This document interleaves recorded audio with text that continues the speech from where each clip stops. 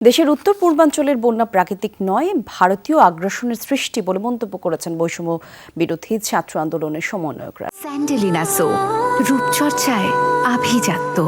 রাতে রাজু ভাস্কর্যের ভারতের সাথে বাংলাদেশের আন্তর্জাতিক নদীর পানির ন্যায্য হিস্যার দাবিতে ঢাকা বিশ্ববিদ্যালয়ের শিক্ষার্থীদের আয়োজিত বিক্ষোভে সমাবেশে এই মন্তব্য করেন তারা। বলেন, ভারতের সাথে বাংলাদেশের বন্ধুত্বপূর্ণ সম্পর্ক, এই সৌহার্দ্যপূর্ণ সম্পর্ক বজায় রাখতে চাইলে সব অসম চুক্তি বাতিল করতে হবে, অভিন্ন নদীতে কোনো বাঁধ দেয়া চলবে না, বন্ধুত্ব হতে হবে সমতার ভিত্তিতে। শিক্ষার্থীরা আরও বলেন, ভারত যদি মনে করে আগ্রাসন চালিয়ে বাংলাদেশকে দাবিয়ে রাখা হবে, তা হতে দেয়া হবে না।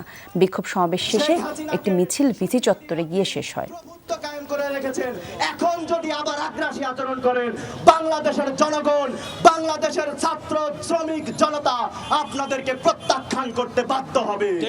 অবিলম্বে যতগুলো নদীতে আন্তর্জাতিকে বাঁধ দেওয়া হয়েছে, এই বাঁধগুলোকে ভেঙে গুড়িয়ে ফেলতে হবে।